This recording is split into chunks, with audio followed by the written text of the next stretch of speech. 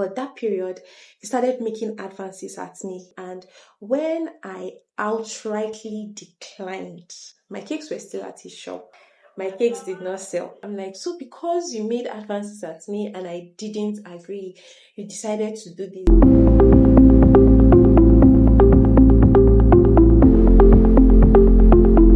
If you're a student, a beginner baker, or someone who is wondering if they can start a business with little money, then this video is for you. Hi, I'm Adela, and in today's video, I'm going to be telling you how I started my cake business from school, the mistakes I made, things I wish I learned earlier on time before I started. So, if you're a student waiting to have money before they start, or you've already started your small business and you're discouraged, I hope my story encourages you. I've always loved cakes and baking right from when I was young. I loved the entire process of creating a cake, but I didn't learn the skill.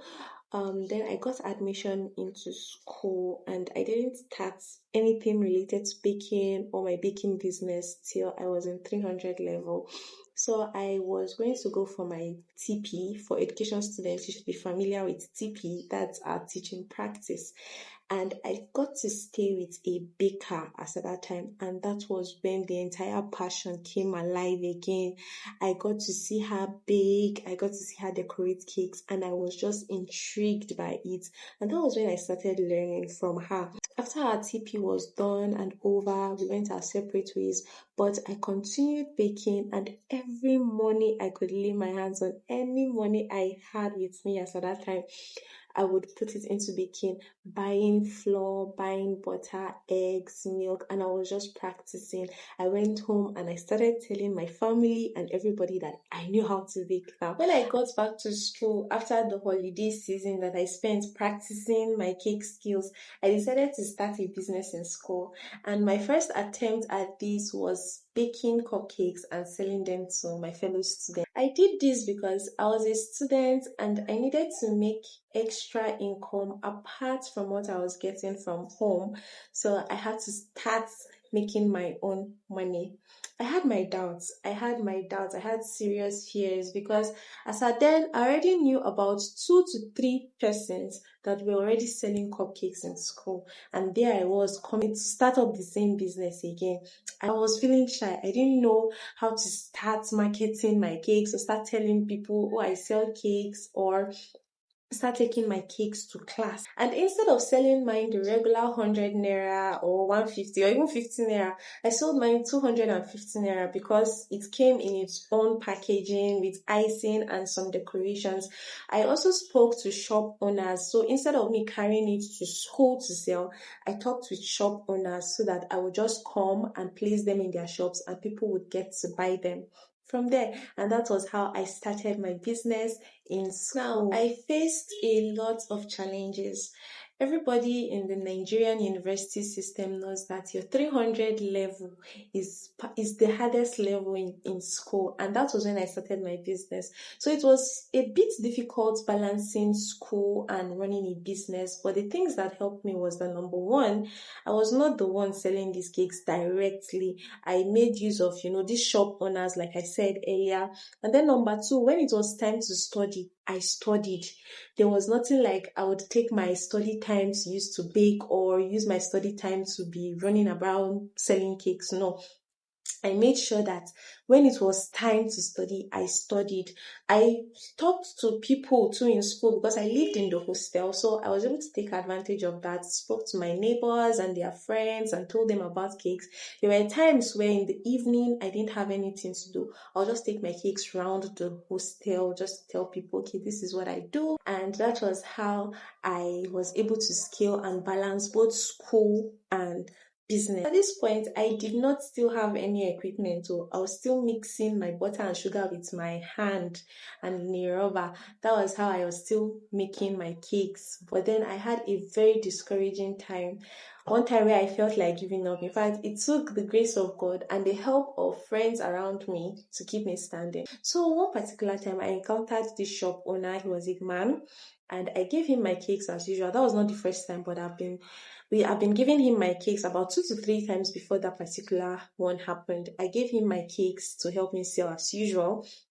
But that period, he started making advances at me. And when I outrightly declined, my cakes were still at his shop. And this was a cake, I would give him like 10 packs, that's like 10 rubbers to sell for me. And in a week, before that weekend, I would sell everything and come back. I would have to collect the money and then make another one and bring. But that particular week where I refused his advances, my cakes did not sell. I went back to his shop that weekend with the hope of, as usual, I was going to get my cake money and then come and, replace them. And I just met the cakes there on the shelf. I was like, no customers. Oh, customers did not come this week. I was like, oh, okay, no problem. It's fine. It's good. So I left the cakes there again, and the second week again, I went there, and this time around, something happened. I didn't see my cakes at all on his shelf, and I thought to myself that people have bought the cake. Since I couldn't see them anymore on that his shelf, I thought people had bought the cake. So I was so excited and coming to collect the money, and when I got there and I asked, he bent down and just brought the cakes out and gave them to me, that, oh, customers didn't come this week, oh, so these are your cakes. God, I was so stunned, number one, and I felt so bad. I'm like, so because you made advances at me and I didn't agree, you decided to do this. I just packed the cakes and I went back to my room. And my roommates at that time saw me coming back with the cakes. Like, what happened? These cakes, you didn't sell them. I'm like, so I explained everything that happened. So she said, let's carry the cakes. And we took the cakes and went to the hostels again. And that was how we were able to sell the cakes. But we didn't sell it at 250, of course, because they were not freshly baked and all. We sold them at 200 naira. But still, it's still something instead of getting total loss. So that is one experience that I will never forget. Things helped me grow my business even while I was still in school. As at that time, despite the entire limitations, the challenges, the struggle of balancing class, school, and the business, I employed different tactics and strategies. Number one, I continued learning.